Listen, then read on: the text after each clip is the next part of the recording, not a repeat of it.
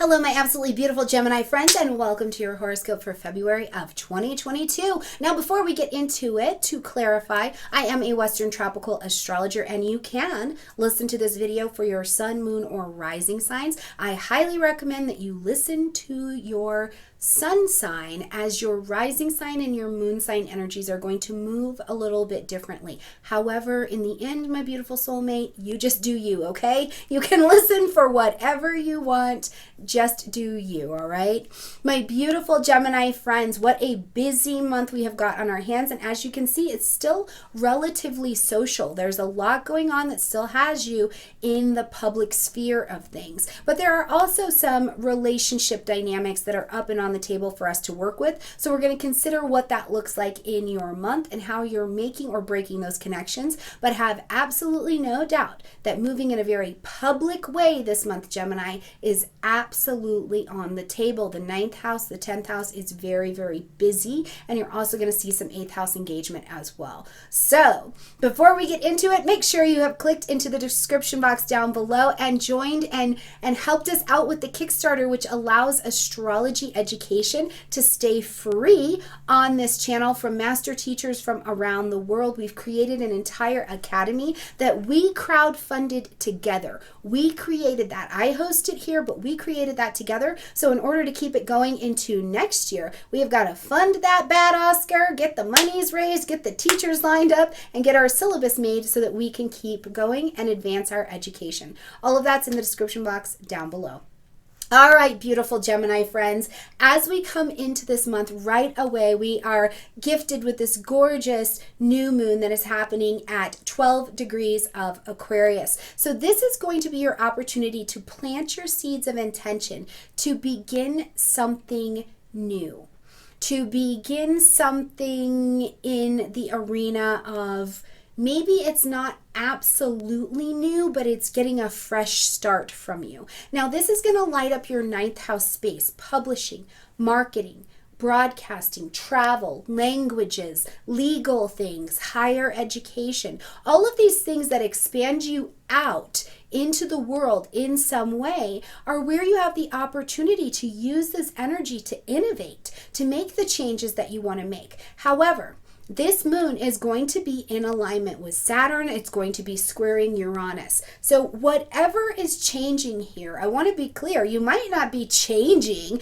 because you are just like, yes, Stormie, I feel called to the change. You may be changing something in this area because your life demands that you change it. Now, if you are on board and you're ready, steady, still with the Saturn influence here, there's work. You're going to put in work in order to make the change, to author the new story, to demand that we recognize your mastery and your expertise. So I don't think it's a terrible moon, and I certainly don't think it's one you need to be afraid of, but it is one that you're going to put your back into it just a little bit to allow these new progressive changes to come to the surface, okay? As we get to the 3rd, we see Mercury, your ruling planet, coming out of retrograde. I feel very good about this for you and for others. Mostly you and Virgo. I feel very good for you. Mercury will be coming out of retrograde at 24 degrees of Capricorn, which, if you remember, and I'm sure you do, all the way back to December 29th, this is where we saw Mercury move into pre-retrograde shadow time at 24 degrees of Capricorn. So back up to December 29th. What was happening for you at that time? What was starting to grab your attention that was coming back into your life? Past contracts, past projects you worked on, anything like that. What was coming to your attention? And then Mercury progressed on and did its retrograde path all the way between 24 degrees of Capricorn and 10 degrees of Aquarius. So when you look at these two areas on your chart, what did you work on very specifically? What housing area in your chart did you watch this retrograde happen? Wherever that was at for you, you can take note and understand that as Mercury is out of retrograde at this 24 degrees of Capricorn, you have seen some things now, and the energy is ready to begin to release. Now we need to get to we need to get to February 24th so that Mercury can fully leave that retrograde cycle from the post-retrograde shadow time at 10 degrees of Aquarius before we're going to have absolute forward motion. But you should see some energies releasing. It's a time you can sign those contracts, do all of that stuff at this particular time, okay? Now, as we get to the 14th, we're going going to see Mercury, having picked up some speed now, move back into the energy of Aquarius. And so think back to January 2nd. Between January 2nd and January 14th, before Mercury took that retrograde, what was starting to come to your table, your ninth house table, around information? Right? Were there new ideas? Were you thinking outside of the box? Were you like, yeah, I want to make this video. I want to do this podcast. I think I want to go to school over here. Oh, I want to study over here. I'm going to take that trip. What was happening for you around ninth house matters, because now Mercury is moving forward again, and you're going to go back to those same conversations and decisions. I wouldn't be surprised at all if just Aquarius being Aquarius, ruled by Uranus and also Saturn, if some of these things don't also start to feel a little bit spontaneous, where you're brought an offer or an opportunity or you need to make a decision quite quickly. I think you can trust that a little bit more at this particular time, though. When we get to the 16th, we've got a full moon happening at 27 degrees of Leo, which is going to light up your third house space. Now, the full moon says we need to end something, acknowledge something, or make an adjustment. We have to course correct under all of this light. Now, in the energy of Leo, in your third house, Gemini, with your ruling planet and the planet of communication, now out of retrograde, I'm just thinking to myself, what do you need to say?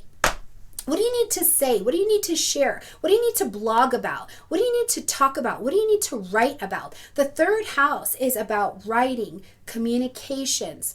There's studying, lower level studyings go in here. Think below college level. Your websites, your blogs go in here. Things with your siblings, buying a house, selling a house, buying a car, selling a car, contracts. What are you stepping into that is a truth for you? You're like, this is who I am.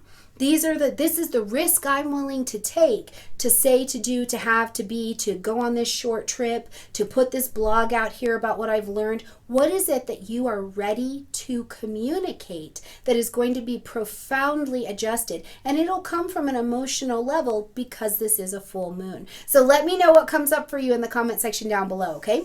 On the 17th, we're going to see Jupiter and Uranus step into a sextile with one another. These are both expand me, innovate me kind of energies. But as they come together in a sextile, they create a pocket of opportunity, but then you take intelligent action to allow that opportunity to materialize itself. It's exciting, right? It's different, even if it's like, oh, I never thought I would do this, or I've only ever dreamed about doing this. Somewhere between your 10th house and your 12th house, right, that Pisces energy and that Taurus energy, you've got this burst of, I'm ready to do this.